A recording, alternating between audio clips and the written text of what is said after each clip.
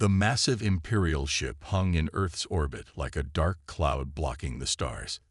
Its polished surface reflected sunlight, creating an intimidating display of power that the Empire had perfected over 1,000 years of conquering primitive worlds. Inside the United Nations Emergency Council chamber, the air grew thick with tension as Earth's leaders faced their first alien visitors. The Imperial diplomats stood tall, their golden robes flowing as they walked to the center of the room. Their translator devices hummed softly, converting their complex language into simple English. The lead diplomat, who had chosen the human name James from their databanks without understanding its cultural significance, stepped forward with an artificial smile. "Your world has been blessed," James announced, his voice echoing through the chamber. "The Galactic Empire offers you the privilege of joining our magnificent civilization. Your resources and workforce will serve a greater purpose." General Robert, Earth's military representative, leaned forward in his chair. His weathered face showed no emotion, but his knuckles turned white as he gripped the table's edge. "And if we refuse this privilege?" The Imperial diplomats exchanged amused glances. In their 10,000 years of expansion, no primitive species had ever successfully refused. "Refusal is not recommended," James said slowly, as if speaking to children.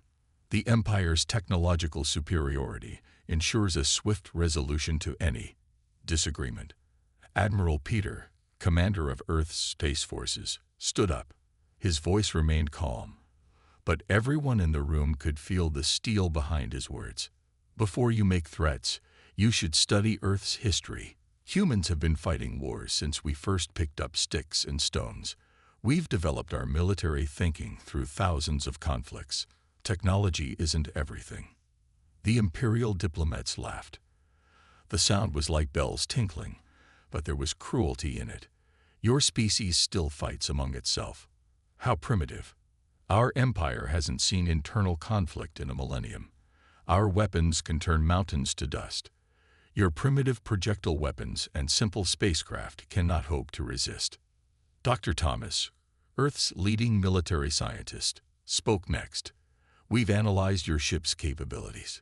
Yes, you're more advanced, but you broadcast your communications openly.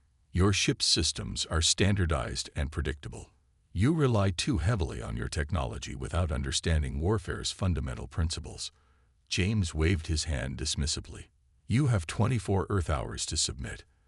After that, we will demonstrate the Empire's power.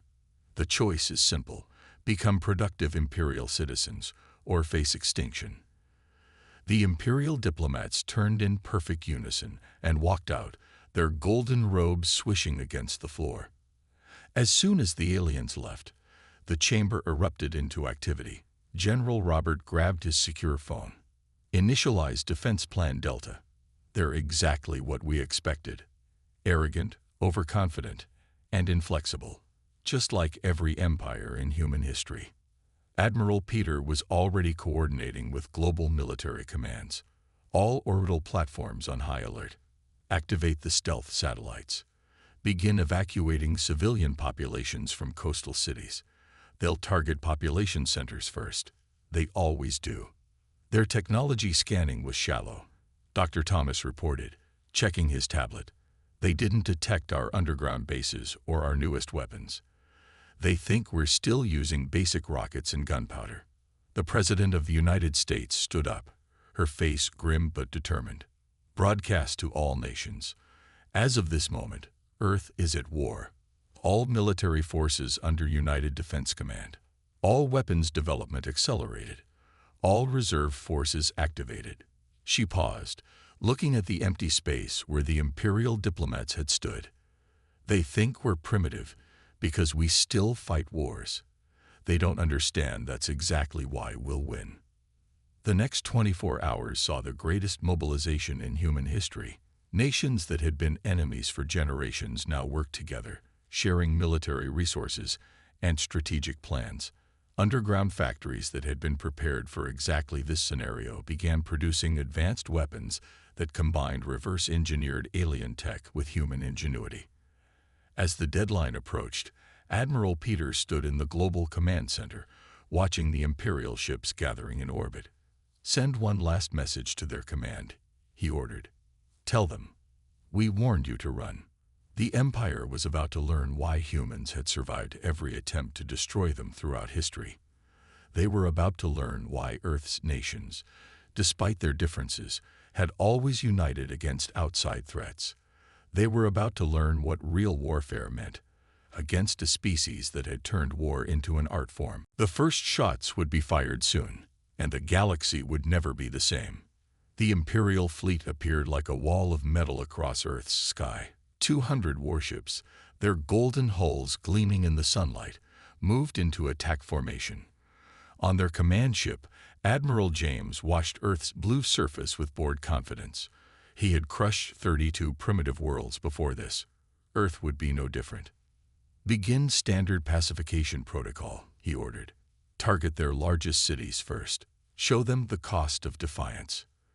The first Imperial ships dove toward Earth, their weapons charging. They expected no real resistance. They were wrong. Deep beneath the Rocky Mountains, General Robert watched his screens as the enemy approached. "Let them get closer," he said quietly. "Let them think they've surprised us." The Imperial ships reached the upper atmosphere. Their sensors detected no military response, exactly as expected from a primitive world. Admiral James smiled. "Commence firing." At that exact moment, General Robert pressed a red button on his console. Now, thousands of hidden satellites suddenly powered up. A web of energy beams crisscrossed Earth's atmosphere. The front line of Imperial ships flew straight into it. Their shields, designed to stop direct attacks, couldn't handle the interconnected energy grid. 3 ships exploded immediately. "Impossible," Admiral James shouted. "Their technology level." "Sir," an Imperial officer called out, "we're detecting thousands of small objects launching from Earth's surface." Earth's militaries had learned from studying the Imperial ship in orbit.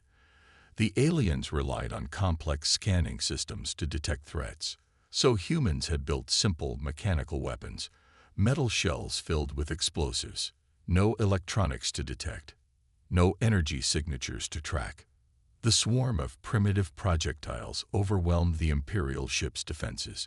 They were looking for energy weapons, not solid metal. 15 more ships erupted in flames. Admiral James grabbed his command console. "Pull back. Regroup."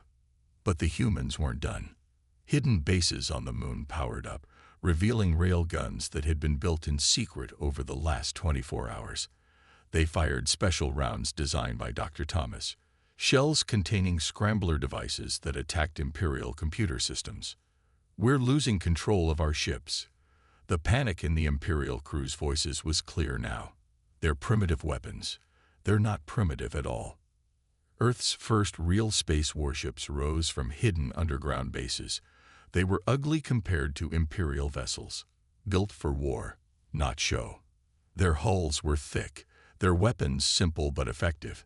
They had studied how Imperial shields worked and found the weak points. Admiral Peter led the Earth fleet from his flagship. "Remember your training," he broadcast to all Earth forces. "Fight smart, not fair. Hit and run. Don't let them use their technology advantage." The battle split into chaos. Imperial ships, used to fighting in ordered formations, found themselves facing an enemy that refused to follow proper battle rules. Earth ships would attack, then hide in the debris of destroyed vessels. Missiles would seem to miss, then turn around and strike from behind. In the Global Command Center, Dr. Thomas watched the battle data with satisfaction. "Their ships are perfect machines," he reported. "The same responses every time. Predictable. Beatable." The Empire lost 60 ships in the first hour. It was more than they had lost in the last century combined. Admiral James watched in horror as his perfect fleet fell apart. "Retreat," he finally ordered. "Full retreat." But the humans had prepared for this too. Small fast ships appeared from behind Earth's moon, cutting off the Empire's escape route. Hidden mines activated, creating a field of destruction that trapped the Imperial fleet. "Send the message," General Robert ordered. Every Imperial ship received the same transmission. "You came expecting to find primitives. Instead, you found humans. We've spent our entire history learning how to fight. Your technology means nothing if you don't know how to use it in battle.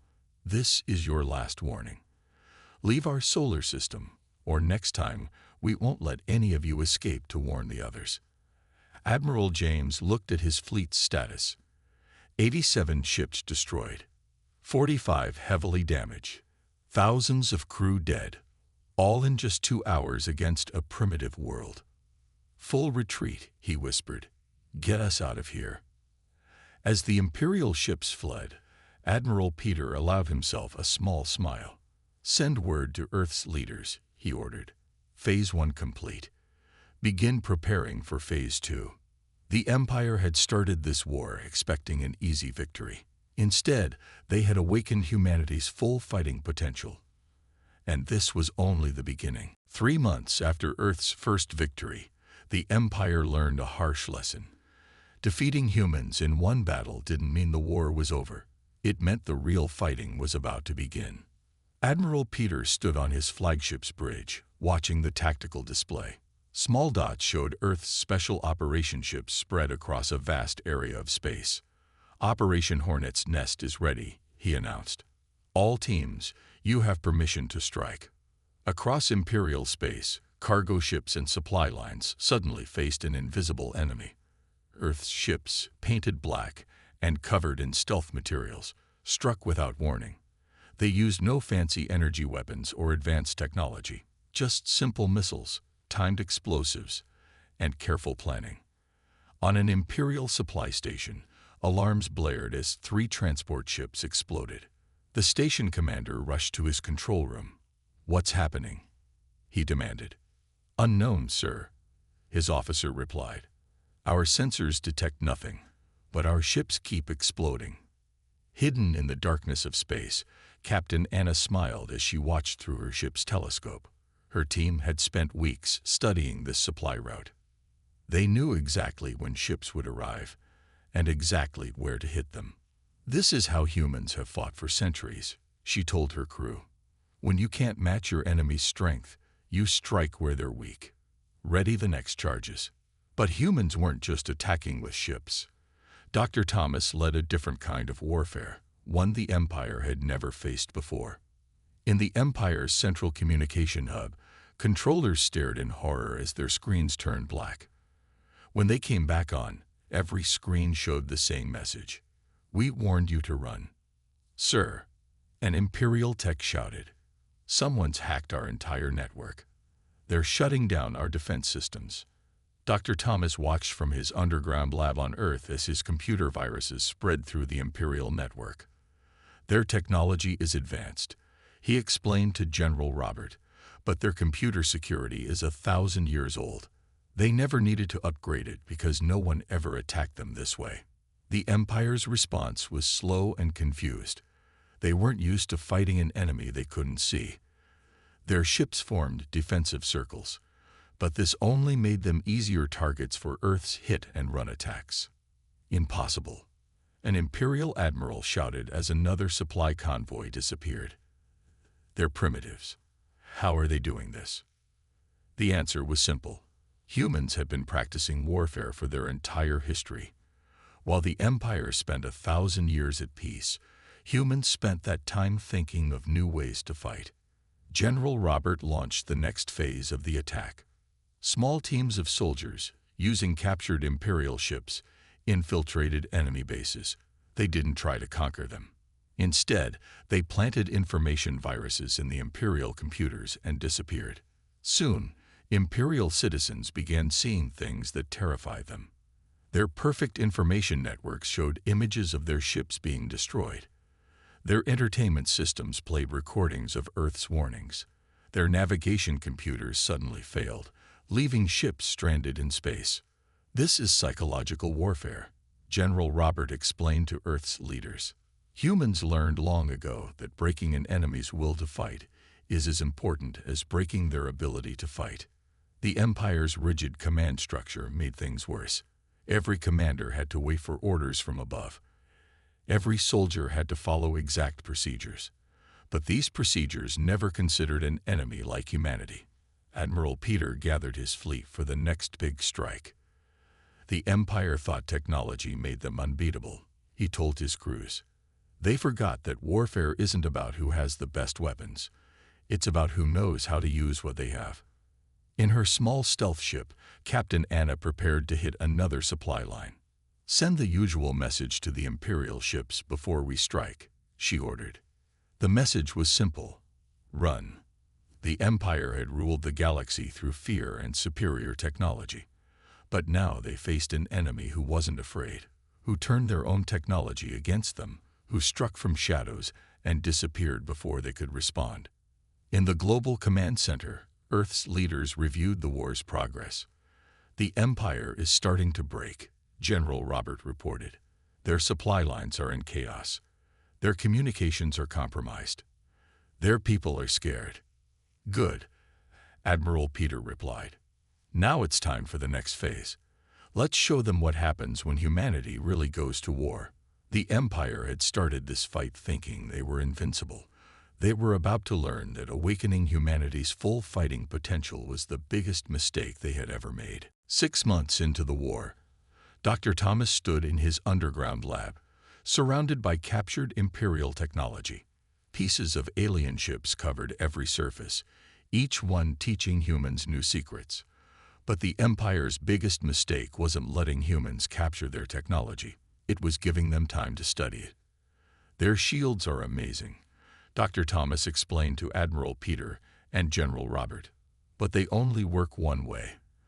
They never thought someone would turn their own energy weapons against them. He pointed to a modified human ship. "We've built these hybrid weapons, Imperial energy combined with human targeting systems. Their shields won't know what hit them." Admiral Peter smiled. "How many ships can we upgrade?" "All of them," Dr. Thomas replied. "The Empire uses the same designs everywhere. Once you know how to beat one ship, you can beat them all." In space, the war changed dramatically. Imperial ships found their shields failing against Earth's new weapons. Their perfect formations broke apart as human ships struck from unexpected angles, using tactics the Empire had never seen. On the bridge of his flagship, Admiral Peter watched the latest battle unfold. Earth ships darted between Imperial vessels, their new hybrid weapons cutting through enemy shields like paper. "Send the signal," he ordered. "All ships, Operation Revenge begins now." The Empire's response was predictable, exactly as humans expected. Their ships formed standard defensive patterns, following the same tactics they'd used for centuries. But humans had studied these patterns. They knew exactly where each Imperial ship would move, exactly when they would fire. "They're so predictable," Captain Anna reported from her stealth ship. "It's like they're following a script." She was right. The Empire's military had grown so dependent on their standard tactics that they couldn't adapt. When humans changed their attack patterns, Imperial commanders didn't know how to respond. In his command center, General Robert watched reports coming in from across the battlefield. "The Empire's losing more ships every day," he announced. "But here's the interesting part. Other species are watching. The Empire's subjects are seeing them lose for the first time." This news spread through the galaxy like wildfire. The unbeatable Empire was being defeated by a primitive species. Imperial propaganda couldn't hide the truth as more ships disappeared, more supply lines broke, more battles ended in human victory. Dr. Thomas's next invention made things even worse for the Empire. "We've cracked their communication codes," he reported. "And we found something interesting. Their ship's AI systems are basic. They never upgraded them because no one ever challenged them. Human AI systems, built for warfare and constantly improved, easily outsmarted Imperial computers. Earth ships could now predict Imperial movements before they happened. The hunters had become the hunted." Admiral Peter led the largest human fleet yet assembled toward the Empire's main supply base. 500 ships, each one carrying hybrid weapons and advanced AI systems. Against them, the Empire deployed 1,000 ships in perfect formation. "Look at them," Admiral Peter told his crews. "Still using the same tactics, still thinking technology alone wins wars. Let's show them how wrong they are." The battle that followed would be studied in military schools for centuries. Human ships broke into small groups, each one attacking from a different direction. Imperial formations fell apart as they tried to respond. Human AI systems predicted every move, every response. "They're running," someone shouted as Imperial ships began retreating. But Admiral Peter wasn't finished. "All ships, execute Operation Knockout," he ordered. Hidden human ships emerged from nearby asteroid fields, cutting off the Empire's escape routes. Hybrid weapons fired from all directions. Imperial shields failed against their own technology turned against them. In just 6 hours, the Empire lost their main supply base and 300 ships. It was the largest defeat in their history. General Robert received the news in his command center. "Send word to all human forces," he ordered. "Phase 4 complete. The Empire's starting to break. Now we push toward their core worlds." In his lab, Dr. Thomas looked at his latest invention, a way to turn Imperial energy systems against their own ships. "The Empire thought giving us time to study their technology was harmless," he said. "They're about to learn that humans don't just study technology. We improve it." The tide of war had turned. The Empire was no longer fighting to conquer Earth. They were fighting to survive. And humanity was just getting started. The Imperial Senate chamber erupted in chaos. For the first time in 1,000 years, senators shouted and argued openly. On the giant screens above them, images showed another defeat. 50 Imperial ships destroyed by a smaller human fleet. "How is this possible?" Senator Marcus demanded, his voice echoing through the chamber. "We've lost more ships in 8 months than in the last century. These humans were supposed to be primitives." The Imperial military commander stood before them, his golden uniform no longer looking proud. "The humans," he paused, struggling with the words. "They fight differently. They don't follow proper military protocols. They adapt. They improve. They learn." "Learn?" Another senator screamed. "They're stealing our technology, using it against us. 3 transport fleets disappeared last week. Food shipments aren't reaching our outer worlds." In a secret meeting room beneath the Senate, a group of younger senators gathered. They had seen the truth. The Empire was losing this war. "The humans sent us a message," Senator Marcus told them, activating a hologram. "They're offering peace talks. No conquest, no submission. Just peace between equals." "Equals?" someone scoffed. "They're primitives. Primitives who are defeating our best fleets," Marcus replied. "Primitives who turned our own technology against us. Look at these battle reports." The reports told a frightening story. Human ships now appeared anywhere, anytime. Imperial defense systems failed against weapons that combined human and Imperial technology. Worse, other species in the Empire were watching. On a distant Imperial world, alien workers refused to load military supplies. "If humans can fight back," their leader declared, "so can we." The Empire had always maintained control through fear and superior technology. Now both were failing. Reports reached the Senate of protests on 20 worlds. Imperial citizens demanded to know why they were losing to primitives. Admiral James, who had led the first failed attack on Earth, faced angry questions from the Senate. "Our ships are better," he protested. "Our technology is superior." "Then why are we losing?" Senator Marcus asked quietly. The answer came from an unexpected source. An Imperial historian, studying Earth's broadcasts, made a shocking discovery. "Humans have fought millions of wars among themselves," he reported. "They've spent their entire history learning warfare. While we grew comfortable with peace, they kept preparing for war." In his private chamber, the Imperial Supreme Leader received more bad news. 3 more worlds have declared independence," his advisor reported. "They say if humans can defeat us, They don't need our protection. The Empire's perfect order was crumbling. Their rigid hierarchy, once a source of strength, now prevented them from adapting quickly enough to fight humans.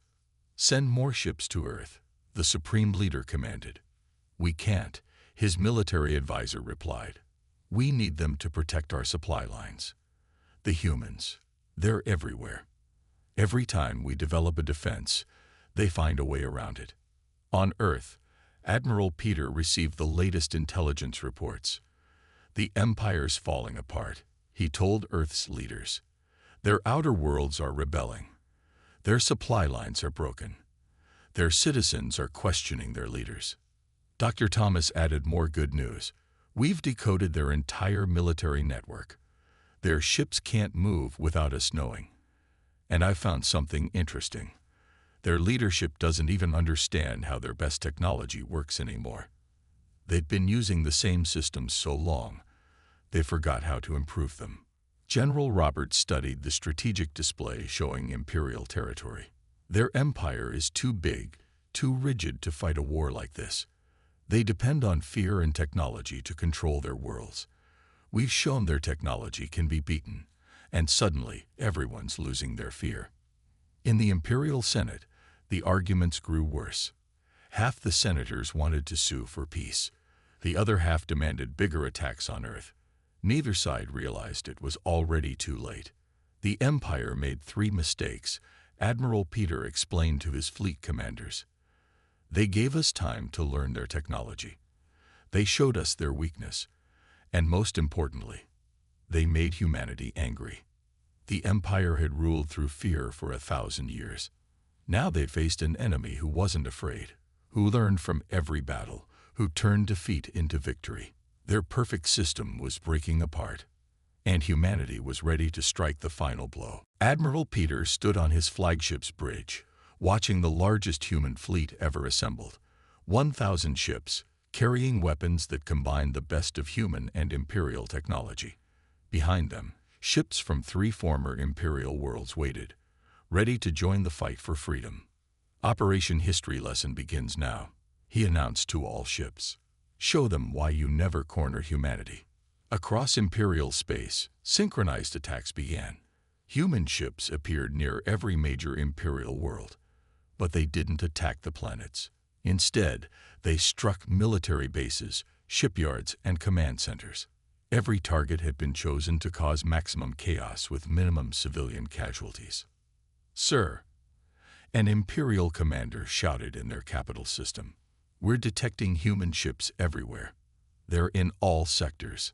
The Empire's response was exactly what humans expected: confusion and panic. Their rigid command structure collapsed as every commander waited for orders from above, while their communication systems mysteriously failed. Dr. Thomas watched from Earth as his computer viruses spread through the Imperial network. Send the message to all Imperial worlds, he ordered.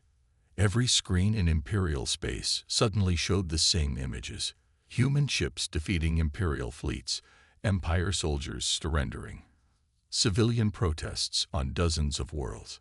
Along with the images came a simple message: we offered peace. You chose war. Now face the consequences of your choice. General Robert coordinated the ground attacks. Special forces teams, trained in captured Imperial technology, infiltrated key facilities. They didn't destroy them. They took control. Imperial Command has lost contact with 30 major bases, an officer reported to the panicking Senate. Our own defense systems are turning against us. Senator Marcus stood in the Senate chamber, his voice cutting through the chaos. We must sue for peace. The humans have beaten our best ships, turned our own weapons against us, and inspired rebellion across the Empire. If we don't stop now, there will be no Empire left. But the Imperial hardliners refuse to listen. Send everything we have, they demanded. Crush these primitives. Admiral Peter watched as the Empire made its last desperate move. They gathered 3,000 ships, everything they had left, for one final battle. They still don't understand, he told his fleet commanders. They think quantity of ships matters more than quality of tactics. All ships, Execute Operation Checkmate. The battle that followed would be remembered as the Empire's last stand. Human ships, faster and more maneuverable, broke the Imperial formation into small groups. Their hybrid weapons, now more advanced than pure Imperial technology, cut through enemy defenses. Status report. An Imperial admiral demanded as his fleet fell apart. "Sir, we've lost contact with half the fleet. Their weapons, they're using our own energy signatures. Our shields don't recognize them as threats until it's too late." On planet after planet, Imperial control collapsed. Inspired by Earth's example, occupied species rose up against their rulers. Imperial troops, trained only to maintain order, didn't know how to handle real resistance. Captain Anna led a strike team into the Empire's main shipyard. "Look at this," she told her crew, pointing at Imperial ships under construction. Same designs they've used for centuries. They never thought they'd need to improve. The Empire's perfect order had become its greatest weakness. They couldn't adapt to new threats. They couldn't change their tactics. They couldn't even understand how their enemies kept defeating them. In the Imperial Palace, the Supreme Leader received the final reports. Half his fleet destroyed. A quarter of Imperial worlds in open rebellion. Earth's forces advancing on the capital system. "How?" he whispered. "They were primitives." Senator Marcus led a group of reform-minded leaders into the palace. "The war is over," he announced. "The Senate has voted. We must save what's left of the Empire." Admiral Peter received the Empire's surrender message as his fleet approached their capital. "All ships, hold position," he ordered. "Let them see we can be merciful in victory." Dr. Thomas added one final touch to the Empire's humiliation. Their entire military network displayed a new message. "This was your history lesson. Remember it well. Humanity will defend itself. We don't want to rule you. We don't want to destroy you. We just want to be left alone. Next time, when someone warns you to run, run." The Empire had ruled through fear and power for 1,000 years. But they had never faced an enemy like humanity. An enemy that learned, adapted, and turned defeat into victory. The galaxy would never be the same. 1 year after the war ended, the Imperial Palace hosted a very different kind of meeting. Representatives from Earth sat alongside former Imperial senators and delegates from freed worlds. The Grand Chamber, once a symbol of Imperial power, now served as the meeting place for the new Galactic Council. Admiral Peter, now Earth's primary ambassador, stood before the gathered representatives. "The war taught us all important lessons," he said. "The Empire learned the cost of underestimating others. Humanity learned we're not alone in the universe. Now we must all learn to live together." Senator Marcus, leading the reformed Imperial government, nodded in agreement. "Our empire lasted 1,000 years because we thought power and technology made us superior. We forgot that true strength comes from adaptation and understanding." The changes across the galaxy were remarkable. Earth shared its military innovations with former Imperial worlds, but with a warning. "These aren't just weapons," General Robert explained to the new allies. "They're tools of defense. Use them to protect, not conquer." Dr. Thomas led the greatest technology exchange in galactic history. In his new laboratory, built in the former Imperial capital, he worked with scientists from 50 different species. The Empire kept technology to themselves. He told his diverse team. They thought it gave them power. But look what happened when humans got hold of it. We improved it. Imagine what we can all create together. Captain Anna, now commanding a joint Earth-alien defense fleet, trained crews from different worlds. "Humans aren't superior," she explained during training. "We just never stopped learning. Now we all need to learn from each other." The former empire transformed into a constitutional federation. Worlds that once lived in fear of imperial ships now sent their own representatives to the Galactic Council. Trade routes that once carried tribute to the empire now carried goods and ideas between equal partners. In the great library of the former imperial capital, The chief historian recorded the events that changed the galaxy. The Human War, he wrote, taught us the greatest military lesson in Imperial history. Technology alone doesn't win wars. Understanding, adaptation, and determination matter more than fancy weapons. He added a special note. The humans never wanted to rule us. Even in victory, they sought peace. Perhaps this is their greatest strength. They know the cost of war well enough to prefer peace. Back on Earth, Admiral Peter read the latest reports from across the galaxy. Former Imperial worlds were flourishing under their new freedom.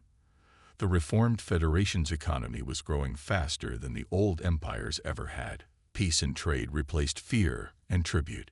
Humans have a saying, he told a gathering of alien diplomats. The best victory is one where everyone wins. We didn't fight to destroy the empire. We fought to change it. Now look at the galaxy. Free, peaceful, growing. In orbit around Earth, Captain Anna's joint fleet conducted training exercises. Ships from 20 different worlds flew together, sharing techniques and technologies. Human improvisation mixed with alien precision, creating something entirely new. The Empire thought being primitive meant being weak, she told her mixed crew. They didn't understand that struggling to survive makes you stronger. Every species here fought their own battles before reaching the stars. Now we can all learn from each other. Dr. Thomas made perhaps the most important discovery of all. Working with alien scientists, he found that combining different species' technologies created better results than any one species could achieve alone. The Empire's mistake wasn't just attacking Earth. He explained to the Galactic Council. It was thinking any one species had all the answers. Look what we've achieved together in just 1 year of peace. As the new era dawned, humanity found itself in an unexpected position. Other species looked to Earth, not as conquerors, but as teachers. Not in technology. Many worlds still had more advanced devices, but in determination, adaptation, and the wisdom that came from millennia of struggle. In the final entry of his historical record, the chief historian wrote, "The Empire thought humans were primitives because they still fought wars.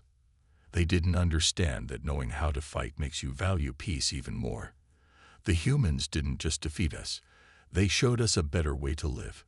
The galaxy had changed forever. The age of imperial rule was over. In its place rose something new, a civilization built not on fear and power, but on cooperation and mutual respect. And it all started because someone warned the Empire to run.